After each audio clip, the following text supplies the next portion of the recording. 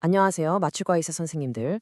오늘도 Anesthesia and Perioperative Medicine 채널에 오신 것을 환영합니다. Welcome to this in-depth explainer on the critical management of one lung ventilation. Over the next few minutes, we're going to break down the core physiology, the proactive strategies, and the rescue therapies that are just absolutely essential for any of us doing thoracic anesthesia. So here's our game plan. We'll start by really digging into the foundational physiology of what's happening in the lungs. From there, we'll move to proactive strategies you can use before a problem even starts. And then we'll finish up with the critical management of hypoxemia when it does happen. All right, let's dive in. We have to begin with the single most important physiological reflex in one lung ventilation. It's really the cornerstone of our entire management approach, hypoxic pulmonary vasoconstriction, or HPV. HPV is the body's natural and frankly brilliant defense against shunt. When a part of the lung becomes hypoxic, like the entire non-ventilated lung during OLV, this reflex kicks in. It actively constricts the little precapillary arterioles in that area. This cranks up the pulmonary vascular resistance there, and it effectively shunts blood away from the collapsed, useless lung and redirects it to the dependent, ventilated lung where it can actually pick up oxygen. And the key trigger here, this is important, is the low alveolar oxygen tension, the PaO2. That's a much more powerful stimulus than the oxygen level in the mixed venous blood. Now, what's really fascinating is that HPV isn't just a simple on-off switch. It's actually a two-stage process that builds up over time. You get this immediate, rapid onset phase that kind of levels off within about 30 minutes. But then a second, delayed phase kicks in after about 40 minutes, and it keeps getting stronger, reaching its maximum effect at around the 2-hour mark. This biphasic response is why a patient's oxygenation can sometimes drift and even improve well into a long case. It also means that a second hypoxic challenge often gets an even stronger response. So what's absolutely essential for us to remember is that our clinical choices can either help or hurt this vital reflex. Take a look at the table. Systemic vasodilators like nitroglycerin directly inhibit HPV, which is just going to make the shunt worse. And while, technically respiratory acidosis enhances the reflex, it's not clinically useful because it also constricts the vessels in the good lung, which basically cancels out any benefit. It's also worth pointing out that a thoracic epidural, while it has no direct effect, can indirectly wreck your oxygenation if it leads to hypotension. And we're going to talk a lot more about that in just a moment. Okay, let's move on to our anesthetic choices and see how they build on this understanding of HPV. You know, the agents we pick and the hemodynamic state we maintain are incredibly powerful modulators of oxygenation during OLV.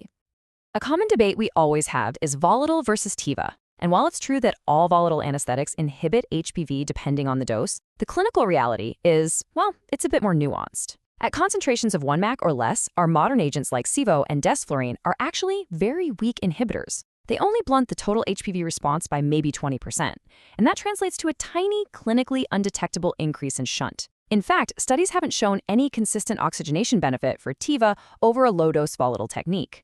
And what's really interesting is that one study even suggested sevoflurane might be linked to fewer post-operative pulmonary complications compared to propofol. So the choice is a lot more complex than just HPV inhibition. Nitrous oxide, on the other hand, is one agent we pretty much avoid in thoracic anesthesia. It's known to increase post-operative atelectasis, it can raise pulmonary artery pressures, and it directly inhibits HPV. It's just not a great choice here. Now, dexmedetomidine is emerging as a really useful adjunct. Studies have shown it can improve the PaO2/phyO2 ratio, and the likely way it does this is by letting us reduce the MAC of our volatile agent, which indirectly preserves that all-important HPV reflex.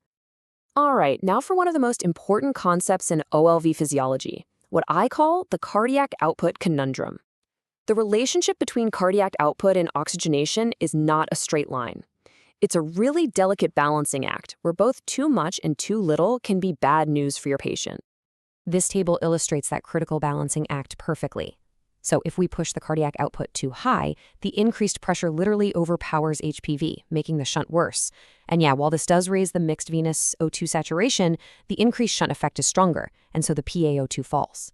On the flip side, if cardiac output drops too low, the SVO2 just plummets. So even with a slightly better shunt fraction, the blood arriving at the ventilated lung is so deoxygenated that the PaO2 still falls. The key takeaway, the sweet spot is maintaining normal cardiac output and normal volemia. With that physiological foundation laid, let's turn to proactive management. The way we set our ventilator from the very beginning of one lung ventilation can prevent so many problems from ever even starting. Before we can even talk about applying PEEP, we have to talk about auto-PEEP.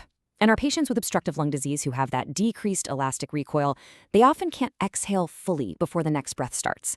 This leads to gas trapping or dynamic hyperinflation, which creates this hidden, intrinsic, positive end expiratory pressure. Knowing that a patient might have, say, 6 centimeters of water of their own auto PEEP is absolutely critical before we decide to add external PEEP from the ventilator, because the interaction between the two is what determines if our intervention is going to be helpful or harmful. Here we've got an excellent evidence-based starting point for most patients. The modern approach has really moved away from large tidal volumes. We now favor a lung protective strategy. That means using a lower tidal volume, about 5 to 6 mLs per kilo of ideal body weight, combined with a moderate amount of PEEP, say 5 to 10 centimeters of water. The big exception, of course, is for patients with significant COPD, where we might start with no added PEEP at all. And we're always aiming to keep our plateau pressures below 25 and our peak pressures below 35 to avoid ventilator-induced lung injury. So let's focus on the what if. A great clinician doesn't just react to problems, they anticipate them. So, can we predict which patients are most likely to develop significant hypoxemia during one-lung ventilation?